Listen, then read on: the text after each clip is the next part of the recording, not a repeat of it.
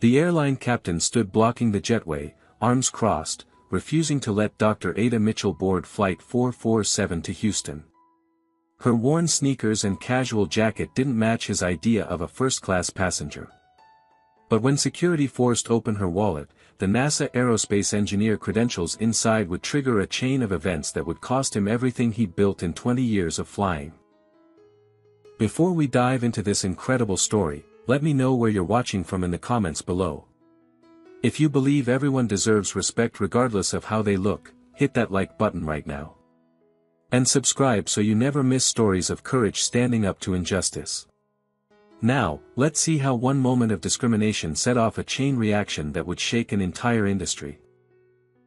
Ada arrived at Los Angeles International Airport at 5:30 in the morning, her body aching from exhaustion.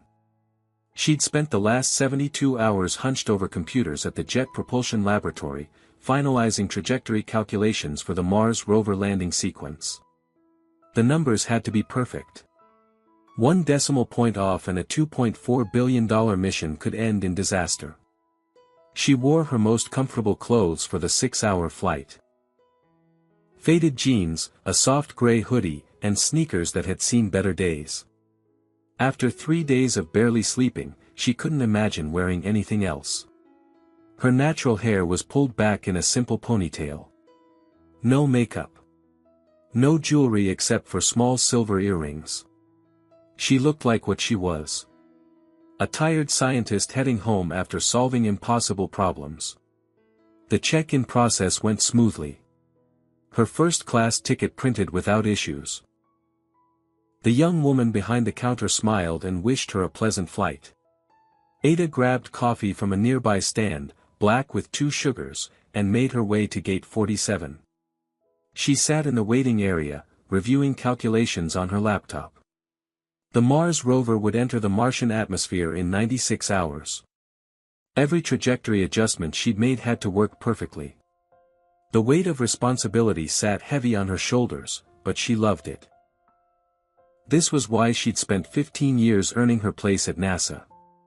When the gate agent called for first-class boarding, Ada closed her laptop and stood. She was the first passenger to approach the jetway. The gate agent, a young Asian woman whose name tag read Helen Kim, scanned her boarding pass with a cheerful smile. But at the entrance to the jetway stood someone else entirely. Captain Warren Hayes was greeting first-class passengers personally. He was a tall white man in his 50s with silver hair combed back perfectly. 4 golden stripes gleamed on his dark blue uniform shoulders.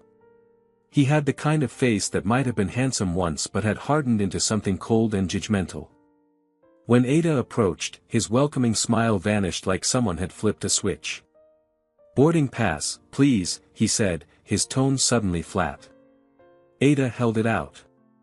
He took it and studied it for what felt like an eternity. His eyes moved from the pass to Ada's face, then back to the pass. He turned it over as if checking for forgery. "This is your ticket?" he asked. "Yes," Ada replied, keeping her voice steady. "May I see your identification?" Ada pulled out her driver's license and handed it over. Hayes held it up to the light, comparing the photo to her face repeatedly. Other passengers were beginning to line up behind her. She could feel their impatience building. Hayes looked from the ID to Ada's worn sneakers, then up to her tired face. His expression said everything his mouth didn't. "Are you certain this seat assignment is correct?" he asked. "I'm certain," Ada said. Her jaw tightened. "First class is quite expensive. How did you afford this ticket?" The question landed like a slap. Behind her, Ada heard someone shift uncomfortably. The line of waiting passengers had grown to 6 people now, all of them white, all of them watching. "My employer purchased it," Ada said, her voice still controlled but with an edge now. "And what is it you do?" Hayes asked, one eyebrow raised skeptically. "I'm an engineer." Hayes actually smirked. The expression was brief but unmistakable. He didn't believe her. "I see," he said in a tone that communicated he saw nothing of the sort. "Well, there seems to be some confusion with your ticket. Perhaps you should speak with the gate agent about finding a more appropriate seat. There's no confusion, Ada said firmly. My ticket is correct. I have critical work to complete during this flight and I need to board now. Ma'am, I'm going to need you to step aside. Why? Ada asked directly. Hayes straightened to his full height. I am the captain of this aircraft. I have the authority to deny boarding to any passenger I deem inappropriate or suspicious. The word hung in the air. Suspicious. What exactly is suspicious about me? Ada asked, her voice ice-cold now. Hayes didn't answer. Instead, he turned to Helen Kim. Please arrange for this passenger to be rebooked on a later flight in a more suitable section. Behind Ada, one of the waiting passengers, a middle-aged white woman in expensive jewelry, clutched her designer purse tighter to her body. Another passenger looked down at his phone, suddenly very interested in his screen. No one spoke up. Ada felt the familiar burn of humiliation and rage mixing in her chest. She'd felt it before. In college when a professor assumed she was in the wrong classroom. At conferences when people mistook her for administrative staff. In meetings where men talked over her until she had to raise her voice to be heard. But she'd learned long ago that showing anger would only confirm their biases. So she kept her voice level and pulled out her phone. Captain Hayes, she said slowly, making sure her phone was recording. I'm asking you to state clearly, for the record, why you are denying me boarding when I have a valid ticket and identification. Hayes's face reddened. I don't need to explain my decisions to you. Put that phone away immediately. I have every right to record this interaction. Security. Hayes called out sharply. Helen Kim looked stricken. She picked up her phone with shaking hands. Within 2 minutes, 2 airport security officers arrived. Both were white men in their 30s, one tall and broad-shouldered, the other shorter with a military bearing. Their name tags read Rodriguez and Chen. This passenger is causing a disturbance and refusing to comply with crew instructions, Hayes told them immediately. Ada turned to the officers, her phone still recording. I haven't caused any disturbance. I presented a valid ticket and ID. This captain is refusing to let me board based on my appearance. This is racial discrimination. Rodriguez, the taller officer, looked uncomfortable. Ma'am, can I see your identification please?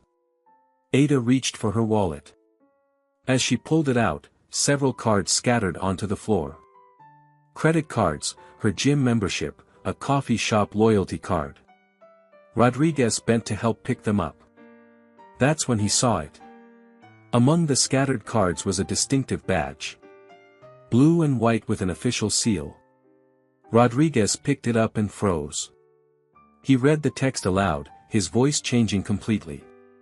Dar. Ada Mitchell. Senior Aerospace Engineer. Jet Propulsion Laboratory. National Aeronautics and Space Administration.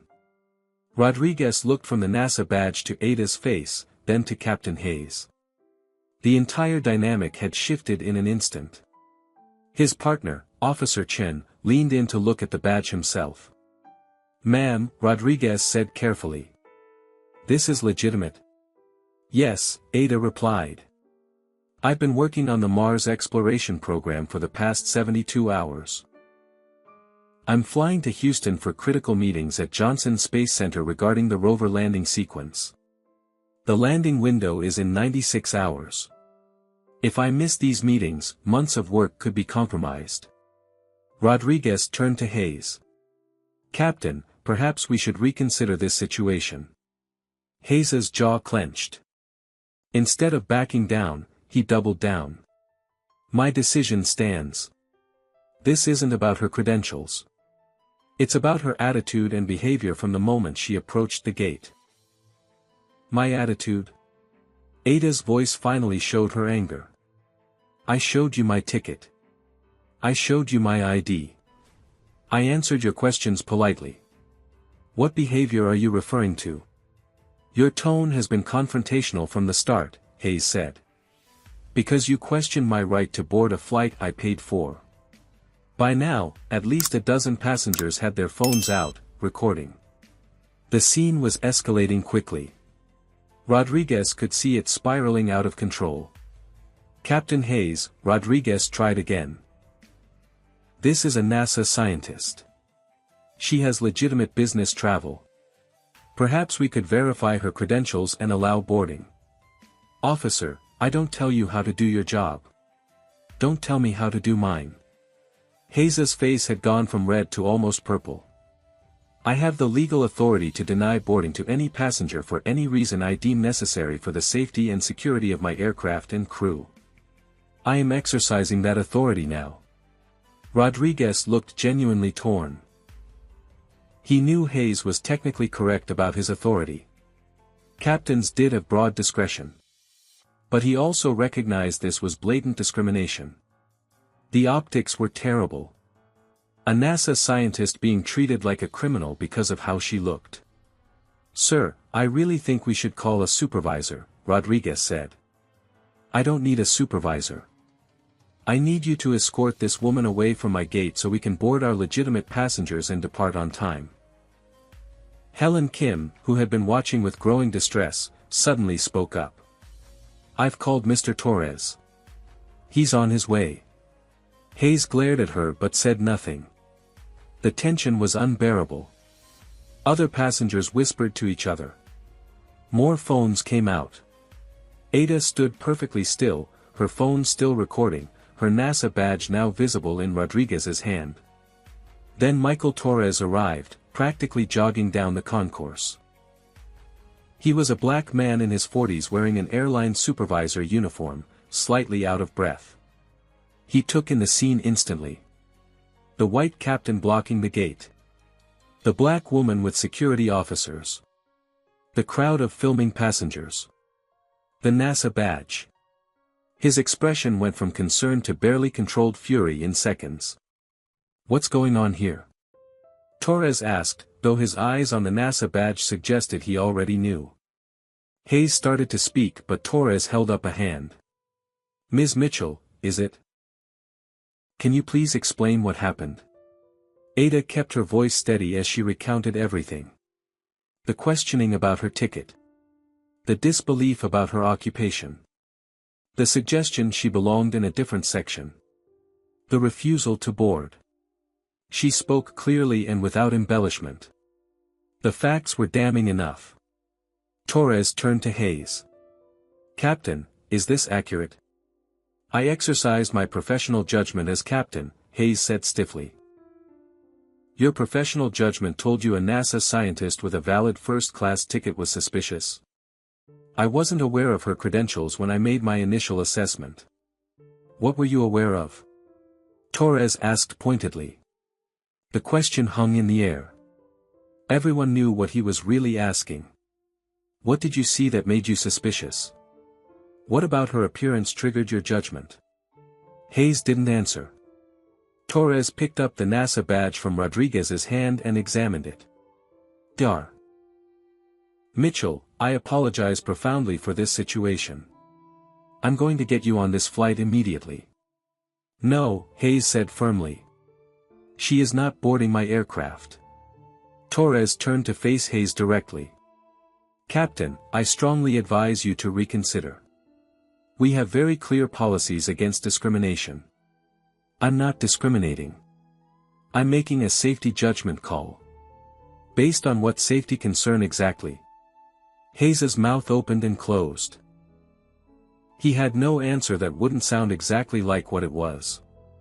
The standoff continued for another tense minute. Finally, Hayes turned on his heel. Fine. Do what you want. But document that I objected for the record. He strode back into the jetway toward his aircraft. Torres exhaled slowly. He looked at Ada with genuine regret. Dr. Mitchell, again, I'm so sorry. Please, let's get you boarded. But Ada's exhaustion had finally cracked. You know what? No. I don't want to board that plane with that man flying it. I don't trust him. And I shouldn't have to spend 6 hours wondering if the pilot who thinks I don't belong in first class is going to get me safely to Houston. Torres nodded slowly. I understand completely. Let me book you on the next flight. First class, naturally. And I'm going to personally file a formal complaint about Captain Hayes. Will anything actually happen? Ada asked quietly. Torres met her eyes. They both knew the answer. These complaints usually led nowhere. A note in a file. Maybe a conversation with HR. Maybe nothing at all. I'll make sure it does, Torres promised, though they both heard the uncertainty in his voice. Behind them, Flight 447 began boarding its other passengers. Ada watched them file past, these people who had witnessed her humiliation and said nothing. The woman with the expensive purse wouldn't meet her eyes. Ada sat down heavily in a waiting area seat. Rodriguez handed back her NASA badge. She tucked it into her wallet with shaking hands. What she didn't know was that 7 different passengers had recorded the entire confrontation. Within 30 minutes of Flight 447 pushing back from the gate, those videos would be uploaded to social media. And Ada's life was about to change in ways she couldn't possibly imagine. Ada sat in the quiet gate area, watching Flight 447 disappear down the taxiway through the floor-to-ceiling windows. Michael Torres sat beside her, making arrangements on his phone for her rebooking. His jaw was tight with barely suppressed anger. Next flight to Houston departs at 11:15, he said. I've put you in first class, seat 2A. I'm also issuing you a travel voucher for the inconvenience. I don't want a voucher, Ada said quietly. I want Captain Hayes held accountable. Torres nodded. I'm documenting everything. Photos of your credentials, statements from the gate agent, security footage. This won't be swept under the rug. But Ada had heard that before. She pulled out her phone to call her supervisor at JPL. Before she could dial, notifications started flooding her screen. Twitter mentions. Instagram tags. Facebook messages. Dozens, then hundreds. She clicked on one. It was a video of the confrontation. The caption read, NASA scientist denied boarding by racist pilot. It already had 15,000 views and climbing. Oh no, Ada whispered. Torres looked at her screen and his eyes widened. Dr. Mitchell, I think you should know that this is going to get very big very fast. He was right. By the time Ada boarded her 11:15 flight 3 hours later, the videos had been viewed over 2 million times. The hashtags had started. Flying while black. NASA scientist denied boarding. Boycott Atlantic. Her name was trending nationally. The flight attendants on the second flight recognized her immediately. They were painfully polite, clearly having been briefed by management to handle her with extreme care. The other first-class passengers stared. Some whispered. One older white man smiled sympathetically and gave her a thumbs up. Ada pulled out her laptop and tried to focus on her Mars trajectory calculations. The numbers blurred on the screen. She kept seeing Captain Hayes's face. Kept hearing his question. How did you afford this ticket?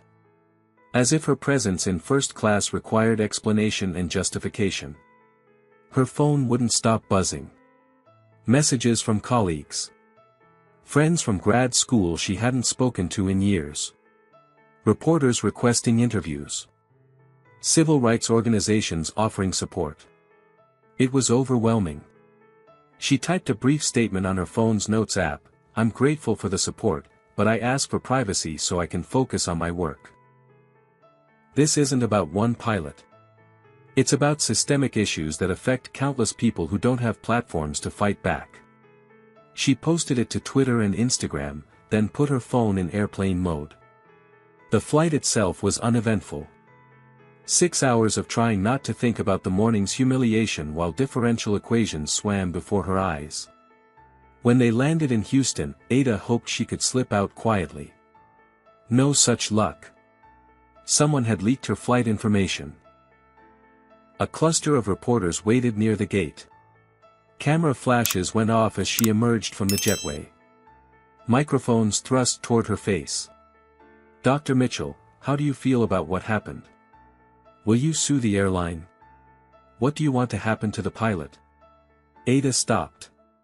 She was exhausted and humiliated and angry. But she was also a black woman in America who understood that how she handled this moment mattered. "I want accountability," she said clearly. "Not just for me, but for every person of color who faces discrimination and has no voice to fight back. I want training. I want policy changes. I want people to think twice before making assumptions about who belongs where based on skin color." Then she walked through the crowd to a waiting car from NASA. The meetings at Johnson Space Center should have been the highlight of her week. She was presenting trajectory calculations to some of the brightest minds in aerospace engineering. Her work was flawless. The Mars rover landing sequence checked out perfectly. Every variable accounted for, every contingency planned. But she couldn't focus properly. During a break, a white colleague named Dr. Richard Palmer approached her. "Saw what happened this morning," he said awkwardly. "That's terrible. I'm sure the airline will make it right." Ada looked at him. Richard was a nice guy. Brilliant physicist. He'd never experienced what she'd experienced that morning. Never would. "Will they?" she asked. Richard shifted uncomfortably. "Well, I mean, they have to, right?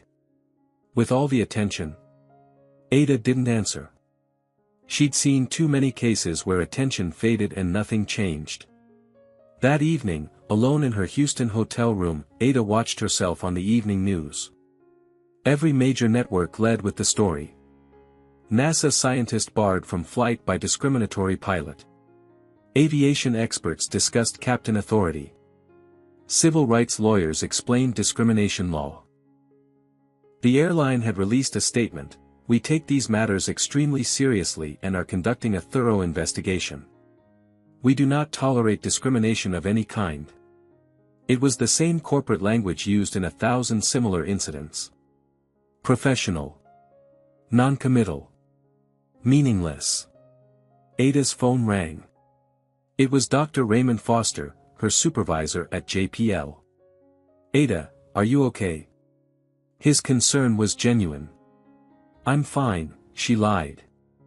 "The rover landing is in 72 hours. Do you need more time?" "No. My calculations are solid. The mission is ready." "That's not what I asked. Do you need time for yourself?" Ada's throat tightened. "Ray, I just want to do my job. I want to land this rover and prove that I earned my place at that table. I earned my seat on that plane. I earned everything I have." "You've never had to prove that to me," Foster said gently. But Ada knew she'd been proving it her whole life. And she was tired. Meanwhile, in Orange County, California, Captain Warren Hayes sat in his living room watching the same news coverage. His wife, Patricia, sat beside him looking worried. "Warren, this looks bad." "It's overblown," Hayes said, but his voice lacked conviction. "I made a judgment call. How was I supposed to know she really worked for NASA? She didn't look like a scientist." "What does a scientist look like?" Patricia asked quietly. Hayes didn't answer. He couldn't say what he was thinking. That scientists were supposed to look professional. Put together. Not like someone who just rolled out of bed in sneakers and a hoodie. But even in his own mind, he knew how that sounded. His phone rang. It was his chief pilot. The conversation was brief and devastating. Hayes was being placed on administrative leave pending investigation. Effective immediately. Hayes hung up and stared at the television. The video of him blocking Ada from boarding played on loop. His expression in those frames looked exactly like what it was. Contemptuous. Dismissive. Prejudiced. For the first time, a small seed of doubt planted itself in his mind. Had he been wrong? The airline's crisis management team worked through the night. By 6 a.m., the situation had spiraled beyond anything they'd handled before. Boycott Atlantic was the #1 trending hashtag in the United States. Celebrities were sharing the videos. Congressional representatives were calling for investigations. The airline stock had dropped 3% in after-hours trading. Margaret Walsh, the CEO, convened an emergency meeting in the glass-walled conference room at corporate headquarters. 12 executives sat around the table, all looking grim. "Walk me through exactly what happened," Walsh said. The head of operations pulled up the security footage and passenger videos on the conference room screen. They watched Captain Hayes block Ada from boarding. Watched him question her ticket, her identification, her right to be there. Watched him call security on a NASA scientist carrying valid credentials. Walsh's expression grew darker with each passing second. "Tell me we have some justification for his actions," she said. "Tell me there was an actual security concern." The head of security shook his head. "Nothing. No flags in her background check, no concerning behavior, no legitimate reason to deny boarding. Hayes filed no preliminary report, documented no suspicious activity. He just didn't think she belonged in first class." "Because she's black," Walsh said flatly. The room fell silent. "Get me Hayes's complete personnel file," Walsh ordered. "Every incident report he's ever filed. Every complaint. Everything." By 7 a.m., Hayes received the call. Administrative leave. Pending investigation. He was furious. "This is ridiculous," he told the HR representative. "I followed protocol." "What protocol requires questioning a passenger about how they afforded their ticket?" the representative asked. "I had concerns about the validity of her boarding pass." "Did those concerns disappear when you saw she was white?" "Because our records show you've never questioned a white first-class passenger's credentials." Hayes hung up and immediately called his union representative. The pilots' union was in a difficult position. They had a legal obligation to represent Hayes. But the union president, Captain Diana Martinez, watched the videos and winced. This wasn't a gray area. This was clear-cut discrimination caught on camera from multiple angles. "Warren," she said when she called him back. "I'm going to be straight with you. The union will provide you with legal representation as required. But I need you to understand how bad this looks." "I made a judgment call," Hayes insisted. "Based on what?" "Her sneakers. Her hoodie." "Warren, she's a senior aerospace engineer at NASA. She's more qualified to be in first class than most of our passengers. What made you think she didn't belong there?" Hayes couldn't answer that question honestly. Not even to himself. While Hayes struggled with his situation, NASA was taking action. The agency's administrator, Kenneth Bradford, released a strongly worded statement praising Dr. Mitchell's professionalism and condemning discrimination in all forms. More significantly, NASA announced they were reviewing their corporate travel contracts with the airline. It was a subtle threat but a powerful one. NASA spent $70 million annually on flights for personnel, equipment transport, and mission support. Losing that contract would hurt. In Houston, Ada was trying to work. The Mars rover landing was now 60 hours away. Every calculation had to be verified and re-verified. But the stress was crushing. Her phone had 15,000 unread messages. Every news outlet wanted an interview. She released a second statement through NASA's Public Affairs Office. "I appreciate the overwhelming support, but I need to focus on my work. The success of this mission is bigger than any individual incident. I ask for privacy during this critical time." The media respected her wishes for about 6 hours.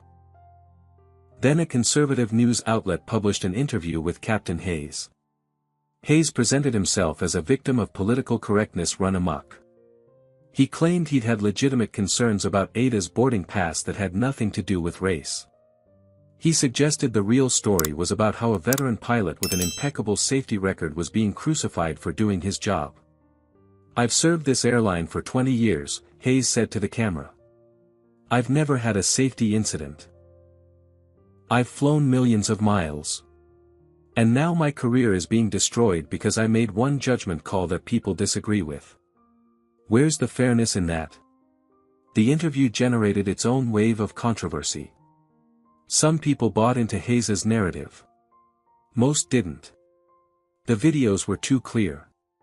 His contempt too obvious. But the interview did accomplish one thing. It prompted the airline's investigation team to dig deeper into Hayes's record. What they found was damning. In 20 years, Hayes had filed 47 passenger incident reports. That alone wasn't unusual. But when the team broke down the demographics, a pattern emerged that couldn't be ignored. 39 of those 47 reports involved passengers of color. 16 black passengers, 14 Latino passengers, 9 Asian passengers. Only 8 involved white passengers, and those 8 all involved suspected intoxication or actual disturbances. Hayes had denied boarding to 18 passengers in his career. 16 of them were people of color. The 2 white passengers he denied boarding to had both been visibly intoxicated and verbally abusive. The pattern was undeniable and indefensible. The airline's legal team advised immediate termination. Hayes was a liability. The evidence of systematic discrimination was clear. The damage to the brand was severe. Every day he remained employed, even on leave, made the situation worse. On the 3rd day after the incident, the airline announced Captain Warren Hayes had been terminated for violating company policies regarding discrimination and customer service. Hayes's response was immediate. He filed a wrongful termination lawsuit claiming he was being scapegoated to satisfy an angry mob. His lawyer argued that captains must be allowed to make judgment calls without fear of retribution. Conservative legal organizations rallied to his cause, seeing the case as an example of cancel culture destroying a good man's career over one mistake. But the evidence kept mounting against him. Internal emails were subpoenaed. Messages to other pilots containing casual racist jokes. Complaints about those people in first class. References to passengers he deemed suspicious, described in racially coded language. One email from 2 years earlier was particularly damning. Hayes had written to another pilot, "Had to deal with another ghetto passenger trying to use a first-class ticket today. I swear they're running some kind of scam. Made sure to check her out thoroughly before letting her on." The passenger in question had been a black female attorney traveling for work. While Hayes's world crumbled, Ada was facing her own crisis. The Mars rover was entering its final approach phase. She was in the control room at JPL, surrounded by monitors and the best aerospace engineers in the world. Her calculations had to be perfect. The rover would hit the Martian atmosphere at 12,000 miles per hour. Her trajectory equations would determine if it landed safely in Jezero crater or became a $2.4 billion crater itself. But part of her mind was still on that jetway. Still seeing Hayes's face. Still hearing the question that implied she didn't belong. She forced herself to focus. Checked the numbers again. Ran simulations. Verified every variable. Everything was ready. Now they just had to wait. "Now, before we see what happens next, I need to ask you something. If you believe that discrimination like this has no place in our society, comment number 1 below. If you think Captain Hayes deserved to be fired, smash that like button. And if you want to see more stories of people standing up to injustice, hit subscribe and turn on notifications. But here's the real question. Ada's about to face the biggest moment of her professional career with the weight of this discrimination still on her shoulders. Can she succeed despite everything that's happened? Or will this incident haunt her during the most critical hours of the mission? Let's find out what happens when the rover reaches Mars. 60 hours after the incident at LAX, Ada sat at her console in the Space Flight Operations facility at JPL. The room hummed with focused energy. 37 engineers, scientists, and mission specialists occupied their stations, eyes locked on screens displaying telemetry data from a spacecraft hurtling toward Mars at incomprehensible speed.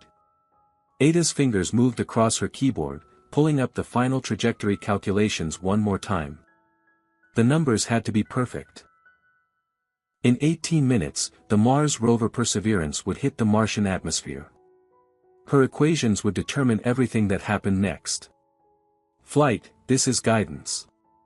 All systems nominal," someone called out. "Copy that, guidance," the flight director responded. Ada's screen showed the descent profile she'd calculated. 7 minutes of terror, they called it. 7 minutes when the rover would decelerate from 12,000 miles per hour to zero, deploying a parachute, firing retro rockets, and finally lowering itself to the surface on a sky crane.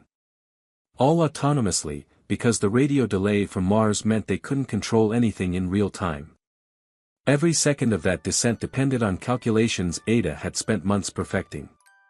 "Entry interface in 10 minutes, the flight director announced. Ada's hands were steady, but her heart hammered. Dr. Raymond Foster stood behind her station, one hand on her shoulder. "Your numbers are perfect," he said quietly. "You know that." Ada nodded. She did know. She'd checked them 1,000 times. But knowing and feeling were different things. Entry interface in 5 minutes. The room's energy shifted. Conversation stopped. Everyone watched their screens. Ada thought about the jetway. About Captain Hayes's contemptuous expression. About all the times she'd had to prove she belonged somewhere she'd earned the right to be. This moment was proof. This was her belonging made manifest. Entry interface in 60 seconds. Ada's screen showed the predicted trajectory as a green line arcing down to the Martian surface. Reality would either match that line or deviate from it. If her calculations were wrong, the deviation would be catastrophic. Entry interface. 300 million miles away, the spacecraft slammed into the Martian atmosphere. In the control room, they watched telemetry data stream back at the speed of light, delayed by 11 minutes. "We have signal," someone called out. Numbers flooded Ada's screen. Velocity, altitude, atmospheric density, heat shield temperature. She compared them to her predicted values. Perfect match.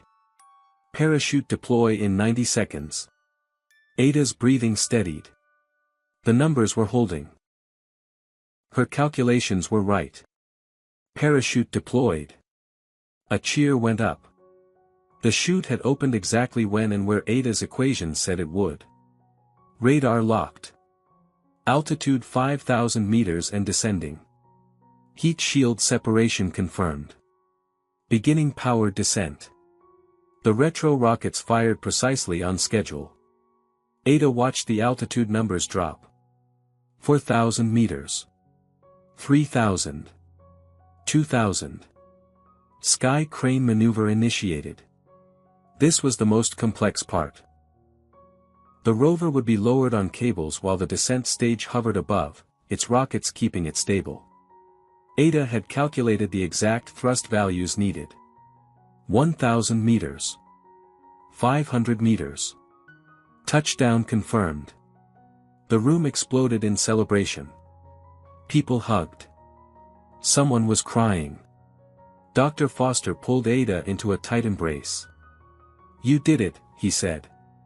Perfect landing. Ada felt tears on her own cheeks. The rover was safe. Her calculations had worked. Months of 18-hour days, of checking and rechecking every equation, of carrying the weight of a $2.4 billion mission on her shoulders. It had all worked. And for a moment, she forgot about everything else. This was pure achievement. Pure joy. The celebration lasted for hours. Press conferences. Congratulatory calls from NASA headquarters, from the White House, from scientific organizations around the world. Ada gave interviews, her face beaming, describing the landing sequence and what came next. But the media coverage didn't just focus on the mission's success. Headlines read, "Scientist denied boarding lands Mars rover perfectly. Woman pilot called suspicious executes flawless space mission. NASA engineer proves discriminatory captain catastrophically wrong." The irony was impossible to miss. The woman Captain Hayes thought didn't belong in first class had just successfully landed a spacecraft on another planet. In Orange County, Warren Hayes watched the coverage. He sat alone in his house. Patricia had left that morning, moving in with her sister. The divorce papers would be filed within a week. Hayes stared at the screen showing Ada's smiling face as she described the landing sequence to reporters. Her joy was unmistakable. Her brilliance undeniable. He'd spent the past 3 days researching her background. Trying to understand who he'd actually denied boarding to. Ada Mitchell. Born in Birmingham, Alabama. Full scholarship to MIT, graduated top of her class. Master's degree from Stanford. PhD in aerospace engineering at 26. 15 years at NASA. Over 40 published papers in aerospace journals. Lead engineer on 3 successful Mars missions. Awards from the American Institute of Aeronautics and Astronautics, the Society of Women Engineers, the National Society of Black Engineers. She wasn't just qualified. She was exceptional. And Hayes had looked at her worn sneakers and tired face and decided she didn't belong. For the first time, genuine shame cut through his defensive anger. He'd ruined his career, destroyed his marriage, and humiliated himself. And for what? Because a brilliant scientist didn't match his mental image of what a first-class passenger should look like. He opened his laptop and began typing an email. "Dr. Mitchell," he wrote. "I know I have no right to contact you, and you have every reason to ignore this message. But I need to say something." He paused, trying to find words adequate to the situation. There weren't any. "I was wrong. Not just wrong in my judgment, but wrong in my assumptions, my biases, and my actions. You deserved better from me and from the airline I represented. I let prejudices I didn't even realize I had dictate my decisions. I'm sorry." He stared at the words. They felt inadequate. Empty. But he sent the email anyway, through NASA's public contact form. At JPL, Ada's supervisor intercepted the message before it reached her. "Hayes sent you an apology," Dr. Foster told her. "Do you want to see it?" Ada was silent for a long moment. Then she shook her head. "No. An apology doesn't undo what happened. It doesn't erase the humiliation or make the incident disappear. I've moved on. He should too." Foster nodded and deleted the email. But while Ada tried to move forward, the legal and corporate consequences continued to unfold. The airline faced a class action lawsuit filed by civil rights organizations on behalf of all passengers who had experienced discrimination. The potential damages ran into tens of millions. Airlines across the industry began reviewing their policies. Training programs on implicit bias were hastily implemented. The FAA announced it was examining the issue of captain discretion and whether additional oversight was needed. Hayes's wrongful termination lawsuit was going poorly. His lawyer advised settling and walking away. But Hayes couldn't let go. He'd lost everything. He wanted someone to acknowledge that he'd been a good pilot for 20 years. That one mistake shouldn't erase an entire career. But the evidence kept contradicting him. More passengers came forward with stories of being questioned, delayed, or denied boarding by Hayes. The pattern was undeniable. 3 weeks after the incident, Hayes's lawsuit was dismissed. The judge ruled that the airline had clear grounds for termination based on documented patterns of discriminatory behavior. Hayes had nothing left. No job. No marriage. No reputation. Just the growing realization that he'd destroyed his own life through prejudices he'd never even examined. 6 weeks after Ada's confrontation with Captain Hayes, the Federal Aviation Administration released preliminary findings from its investigation into discrimination complaints against airlines. The data was shocking. Over the past decade, the FAA had received 12,800 complaints alleging discrimination by airline personnel. Passengers of color denied boarding, removed from flights, subjected to additional screening, or questioned about their tickets at rates dramatically higher than white passengers. Most complaints had been dismissed or resulted in no meaningful consequences. The report made national news. Congressional hearings were scheduled. Transportation Secretary Williams testified that the findings were unacceptable and promised comprehensive reforms. But it was the personal stories that resonated most powerfully. Dr. Marcus Green, a black cardiologist from Atlanta, came forward with his experience. He'd been removed from a flight after a white passenger complained that he looked suspicious sleeping in first class wearing a hoodie. The pilot had sided with the complaining passenger without even speaking to Dr. Green. Juanita Rodriguez, a Latina businesswoman and CEO of a tech startup, shared how she'd been asked to prove she could afford her ticket 3 times in 1 year. Each time by different airline staff members. Each time while wearing business attire and carrying a laptop bag with her company logo. Professor Lin Chen described being subjected to additional security screening on 8 consecutive flights. Each time, TSA agents told him it was random selection. The statistical probability of truly random selection 8 times in a row was microscopic. The stories piled up. Each one a data point in a larger pattern of systemic discrimination. Ada watched the testimonies and felt a complicated mix of emotions. She was glad people were speaking up. Glad the issue was getting attention. But she also felt the weight of becoming a symbol rather than simply being allowed to be a scientist doing her work. She declined most interview requests. But she agreed to testify before the House Transportation Committee when formally invited. The hearing room was packed. News cameras lined the walls. Ada sat at the witness table, a glass of water before her, her NASA credentials displayed on a name placard. Representative Johnson, the committee chair, addressed her directly. Dr. Mitchell, thank you for being here. Can you describe what happened on the morning of February 14th? Ada took a breath and told the story. She kept her voice steady and her recounting factual. The questioning about her ticket. The disbelief about her profession. The humiliation of being denied boarding while other passengers watched. How did this incident affect you professionally? Representative Johnson asked. I had critical meetings at Johnson Space Center that day, Ada replied. Meetings I made on time only because I was rebooked on a later flight. But the incident itself affected my focus during one of the most important weeks of my career. I was preparing for a Mars rover landing that depended on calculations I'd spent months perfecting. I should have been able to focus entirely on that mission. Instead, I was dealing with the emotional aftermath of being discriminated against. Yet the landing was successful. Yes. Because I'm good at my job. Because I've spent 15 years proving I'm good at my job. But I shouldn't have to prove my worth to an airline captain who made assumptions based on my appearance. That's not about competence.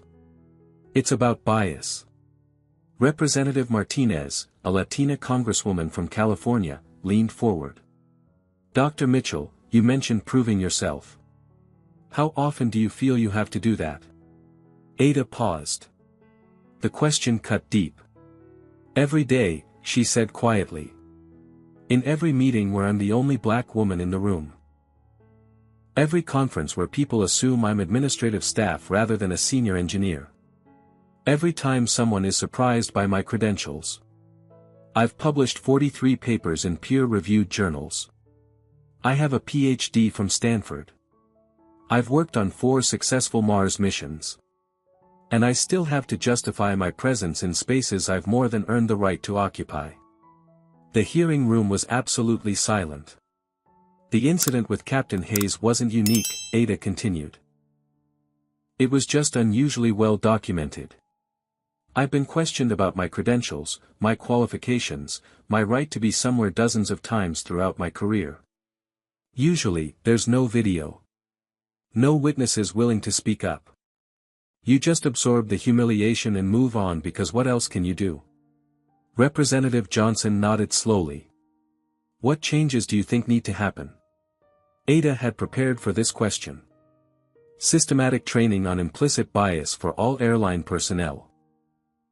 Clear protocols for boarding decisions that require documentation and supervisor approval. Transparent reporting of discrimination complaints with public accountability.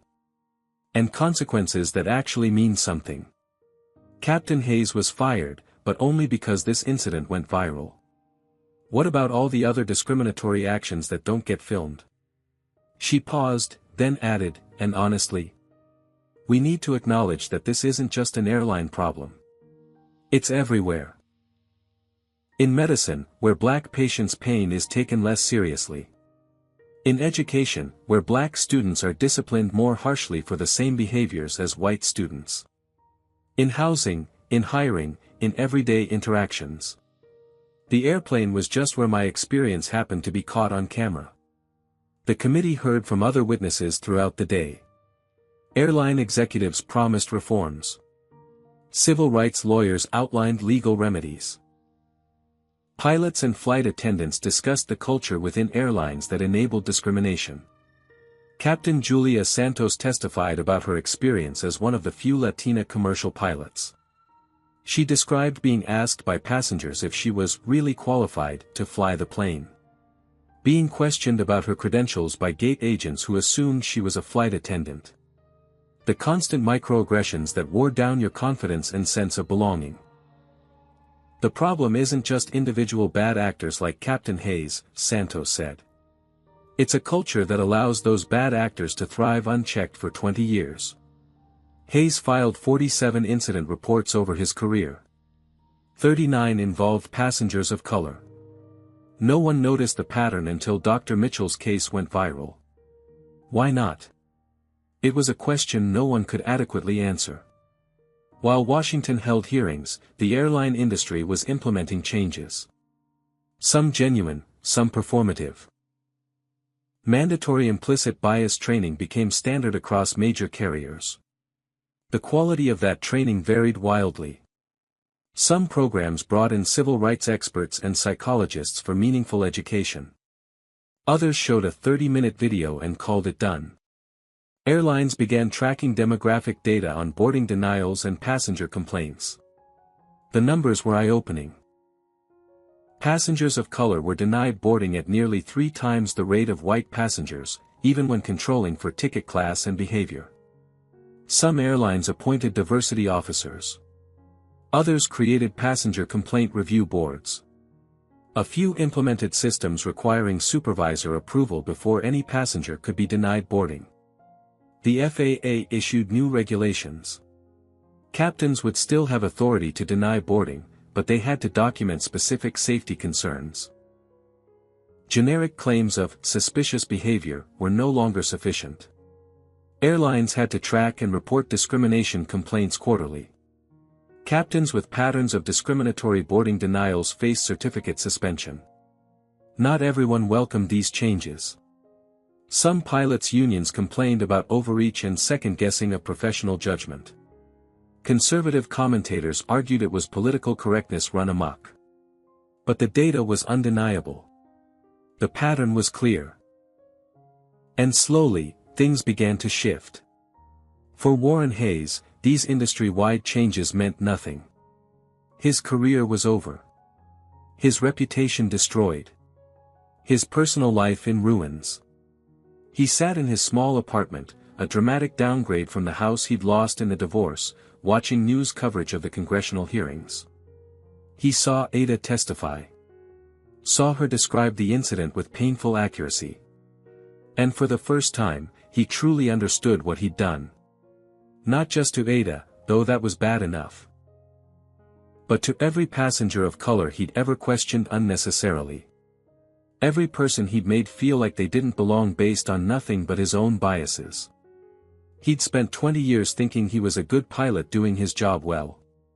Now he had to confront the possibility that he'd spent 20 years being a discriminatory bully with authority. Hayes began reading everything he could find about implicit bias and systemic racism. Not because his lawyer suggested it might help his case. The case was lost. But because he needed to understand how he'd become this person. He read about redlining and housing discrimination. About disparities in education and healthcare. About the cumulative weight of 1,000 small discriminations that people of color faced daily. He thought about his 47 incident reports. About the black passengers he'd scrutinized more carefully. The Latino families he'd watched more closely. The assumptions he'd made without ever questioning them. The realization was crushing. He'd been racist. Not in the obvious way of using slurs or joining hate groups. But in the insidious way of unconscious bias turned into discriminatory action. And he'd had the power to make those actions consequential. Every time he denied someone boarding or delayed their travel or subjected them to extra questioning, he'd used the authority of his position to enforce his prejudices. Hayes wrote another letter to Ada. Longer this time.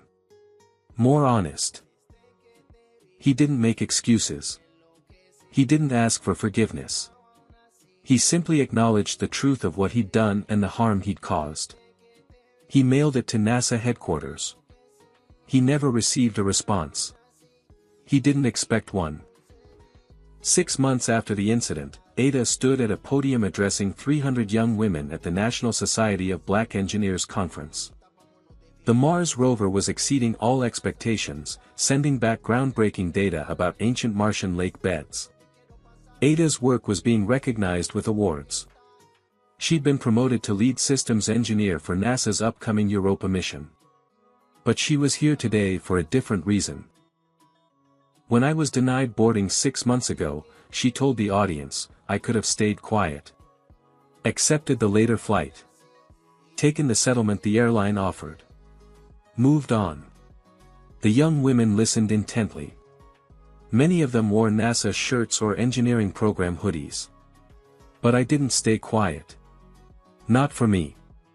For every young woman in this room who will face discrimination in your careers. Because you will face it. Not might. Will. She paused, looking out at the faces before her. Bright, eager, talented young black women preparing to enter fields where they'd often be the only person who looked like them in the room. You'll be questioned about your credentials. Doubted about your competence. Asked to prove yourself in ways your white peers never have to. And it's not fair. It's exhausting. Some days it will make you want to give up. Ada's voice strengthened. Don't give up. Be brilliant anyway. Be excellent anyway. Take up space in rooms where people don't expect you. And when discrimination happens, document it. Report it.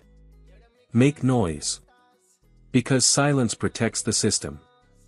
After her speech, a young woman approached. She introduced herself as Kennedy Williams, a sophomore studying aerospace engineering at Georgia Tech. Dr. Mitchell, I just wanted to say thank you. I saw what happened to you on the plane, and it made me so angry. But then I saw you land the Mars rover and I thought, that's who I want to be. Someone who doesn't let anyone make them small. Ada felt her throat tighten. This was why she'd spoken up. Not for the headlines or the lawsuits or the policy changes, though those mattered. But for young women like Kennedy who needed to see someone fight back and win. What's your focus area? Ada asked.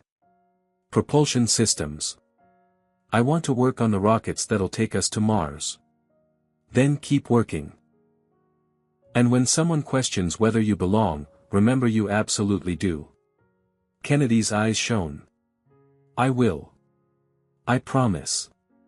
As Kennedy walked away, Ada thought about the cost and benefit of the past 6 months. The nightmares she still had about the jetway. The anxiety when boarding planes. The way she'd become known for this incident rather than just her work. But also the policy changes. The conversations happening in boardrooms and newsrooms. The young women inspired to push forward despite obstacles. Was it worth it? She still wasn't sure. Back in California, Warren Hayes sat in a windowless office dispatching cargo flights for a small freight company. The pay was a third of what he'd earned as a captain. The work was mind-numbing. But it was all he could get. His co-workers knew who he was. Some sympathized. Others avoided him. One pilot, a young black man named Terrell Jackson, made his disgust clear without saying a word. Hayes couldn't blame him. During his lunch break, Hayes saw Ada's speech trending on Twitter. He watched it on his phone, listening to her describe the ongoing impact of discrimination. Something shifted in him. He'd been so focused on what he'd lost. His career, his marriage, his reputation. He'd been wallowing in self-pity. But listening to Ada, he realized his loss wasn't the story. The story was the harm he'd caused. Not just to Ada, but to everyone he'd discriminated against over 20 years. Hayes made a decision. He started volunteering with an organization that taught aviation to underprivileged youth. Many of the students were Black and Latino kids from neighborhoods where becoming a pilot seemed like an impossible dream. He wasn't trying to rebuild his career. That was over. He was trying to be useful. To give back in some small way. The program director, a former Air Force pilot named Colonel Sarah Martinez, was skeptical when Hayes first approached her. "Why should I let you anywhere near these kids?" she asked bluntly. Hayes didn't have a good answer except the truth. "Because I was wrong. And I'm trying to do better. If you'd rather I leave, I understand." Martinez studied him for a long moment. "You work with Terrence. He'll supervise you. If I hear one complaint, one hint of bias, you're gone. Clear. Crystal clear." Hayes started teaching basic aerodynamics to teenagers who'd never been in a cockpit. He discovered that his students, especially the students of color, had a hunger for knowledge that humbled him. One student, a 15-year-old black girl named Jasmine, reminded him painfully of Ada. Brilliant, focused, asking questions that showed she understood concepts most adults struggled with. "Mr. Hayes," she asked one day. "Do you really think I could be a pilot?" Hayes thought about Ada.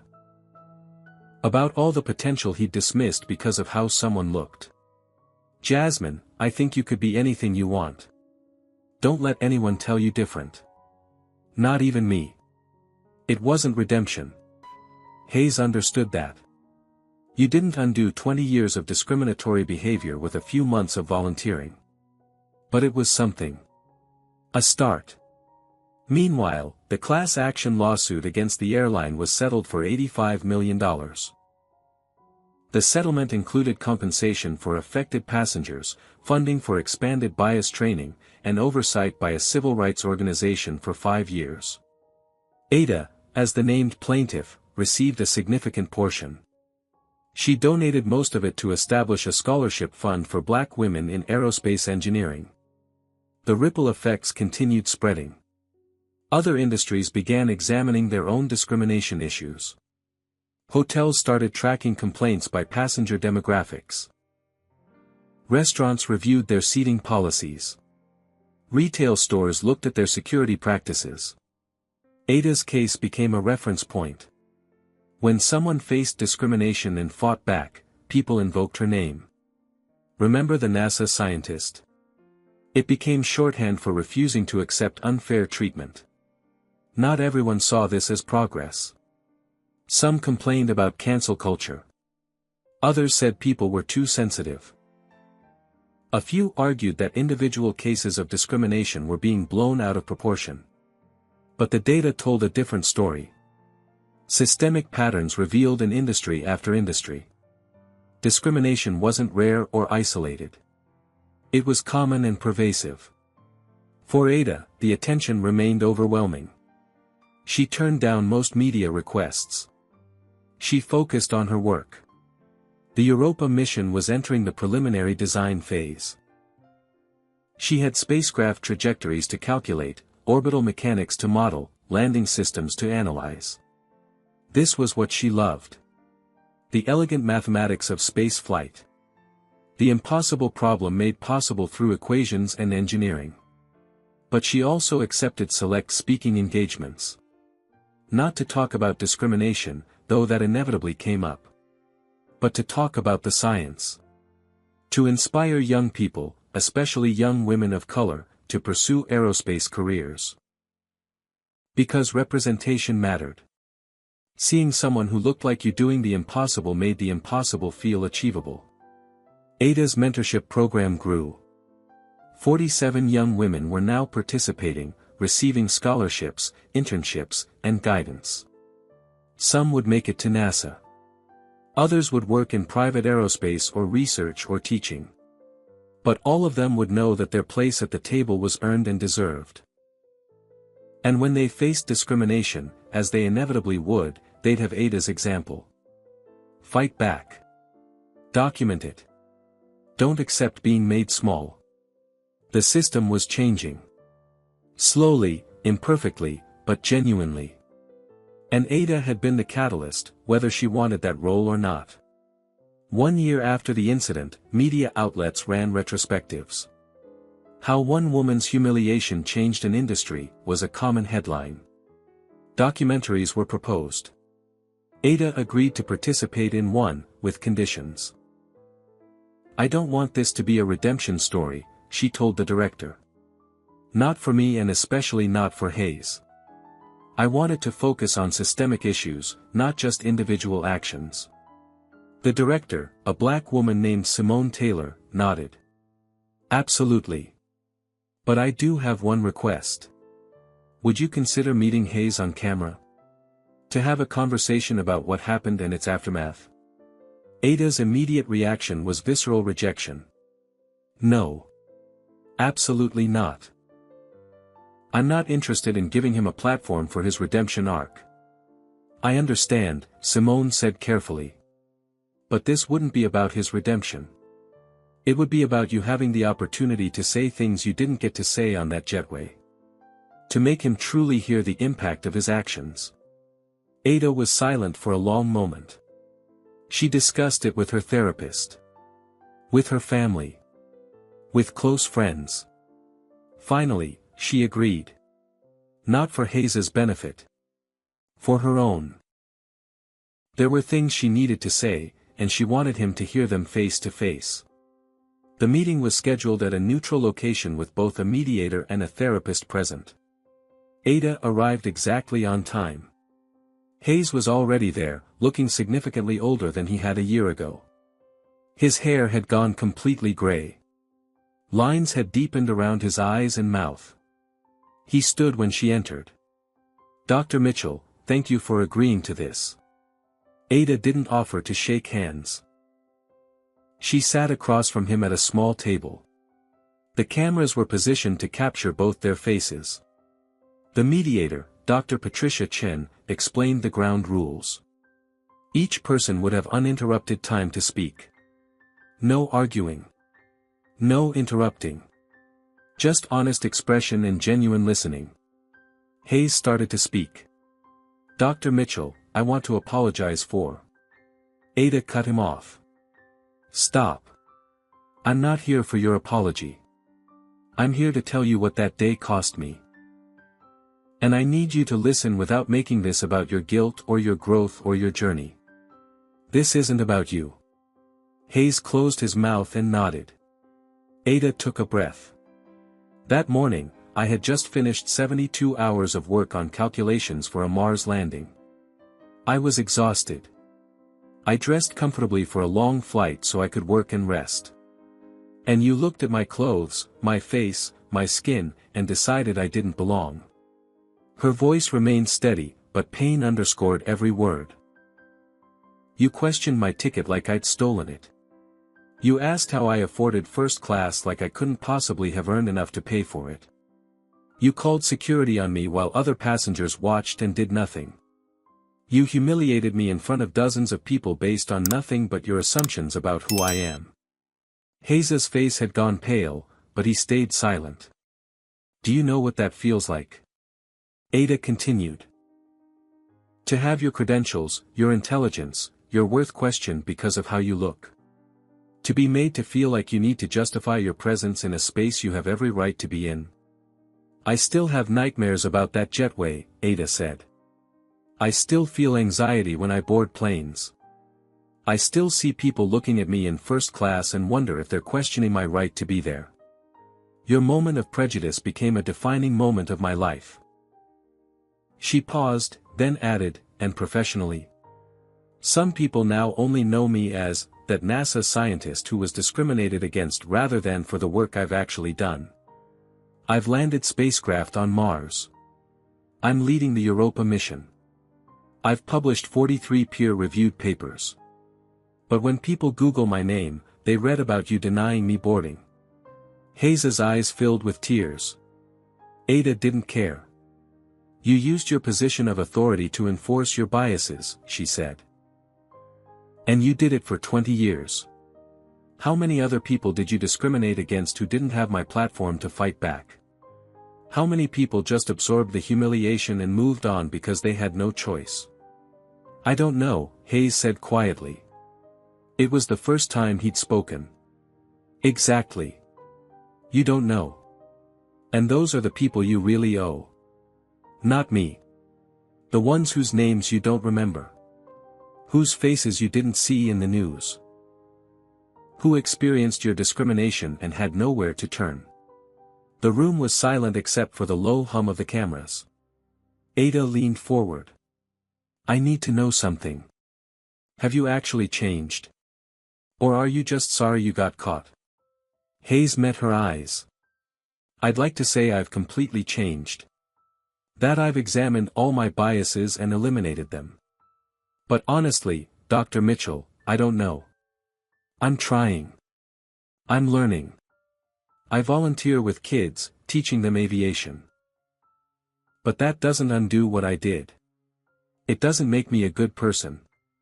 It just makes me someone who finally woke up to his own prejudices at 57 years old after destroying his career and harming countless people. It was perhaps the most honest thing he'd said. I can't give you what you lost, Hayes continued. I can't undo the humiliation. I can't make people forget the incident when they Google you. I can't take away your nightmares or anxiety. I destroyed that possibility when I let my biases dictate my actions. He paused. The only thing I can offer is the truth. I was wrong. Not just in judgment, but fundamentally wrong in how I viewed and treated people of color. I'm trying to be better, but that doesn't mean you should forgive me or that I deserve redemption. It just means I'm trying. Ada studied his face. Looking for insincerity, for self-pity, for the defensiveness she'd seen in his televised interview a year ago. She didn't see those things. She saw genuine shame and regret. Whether that translated to actual change, she couldn't know. I'm not going to forgive you, Ada said flatly. Not because I'm holding a grudge, but because forgiveness would require trust, and I don't trust that you've fundamentally changed. People don't undo decades of bias in 1 year. Hayes nodded. I understand. But I will say this. If your growth is genuine, if you're actually examining your prejudices and working to be better, that's good. Not for me. For the people you interact with now. For those students you teach. They deserve better than the person you were. They do, Hayes agreed quietly. The conversation continued for another hour. Painful. Honest. Without reconciliation or neat resolution. When it ended, Ada stood. Hayes stood as well. I hope you continue the work you're doing, Ada said. Not because you deserve redemption, but because those kids deserve good teachers who see their potential. Thank you for meeting with me, Hayes said. I know you didn't have to. Ada walked out without responding. Some things didn't require a response. When the documentary aired 3 months later, the confrontation between Ada and Hayes generated intense discussion. Some viewers were moved by Hayes's apparent remorse. Others were angry he'd been given a platform at all. Ada was praised for her strength and criticized for agreeing to the meeting. She'd expected both reactions and ignored them. Because the same week the documentary aired, NASA announced something far more important. Ada had been promoted to principal engineer for the Europa Clipper mission. She'd lead the team designing the spacecraft that would explore Jupiter's icy moon. This was what she'd worked her entire career for. A chance to help answer one of humanity's biggest questions. Could life exist in Europa's subsurface ocean? Hayes watched the documentary from his apartment. He saw himself on screen. Saw the pain on Ada's face as she described the lasting impact. When they announced her promotion at the end, he felt genuine happiness for her. Followed immediately by shame that his discrimination could have derailed someone so brilliant. He sent no message. Made no contact. He'd learned that much at least. Some things weren't about him. Ada's success was one of them. 2 years after the incident, Ada stood in an airport terminal. Not LAX, but Houston's George Bush Intercontinental. She was heading home to California after a successful week of mission planning for Europa Clipper. As she walked toward her gate, she found herself on the same concourse where everything had happened 2 years ago. She stopped at gate 47. The very spot where Captain Hayes had blocked her path. She stood there for a moment, remembering. The humiliation. The anger. The fear that she'd miss her critical meetings. The feeling of being made small in front of strangers who did nothing. But also what came after. The changes. The conversations. The young women inspired to push forward. Dr. Mitchell. Ada turned. A young black woman in a pilot's uniform approached, her face bright with recognition. I'm sorry to bother you, the woman said. But I had to say something. I'm Kennedy Williams. I just completed my first month as a commercial pilot with this airline. Ada smiled. Congratulations. That's wonderful. I wanted you to know that I applied to flight school after seeing what happened to you 2 years ago, Kennedy continued. I was working a retail job, thinking piloting was impossible for someone like me. But when I saw you refuse to stay silent, when I saw you land that Mars rover, I thought, if she can do the impossible, maybe I can too. Ada felt her throat tighten. How's it going so far? Kennedy's expression became more serious. Honestly? It's hard. I get passengers who are surprised to see a black woman in the cockpit. I had one guy ask if I was really qualified to fly the plane. My training captain makes comments sometimes that he probably doesn't even realize are racist. Do you report them? Every time. Because you taught me that silence protects the system. They talked for 10 more minutes. Kennedy described her goals, her challenges, her determination. Ada listened and offered advice, contact information for mentors, encouragement. When Kennedy left to catch her own flight, Ada felt something shift. Her legacy wouldn't just be the spacecraft she helped design or the missions she led. It would also be the doors she'd opened for people like Kennedy. She walked to her own gate. First-class boarding was called. She approached without hesitation. The captain stood at the jetway entrance greeting passengers. He was a black man around her age with salt and pepper hair and smile lines around his eyes. His name tag read Captain James Wilson. He saw Ada and his smile widened with genuine respect. Dr. Mitchell. I heard you were on my flight today. It's an honor.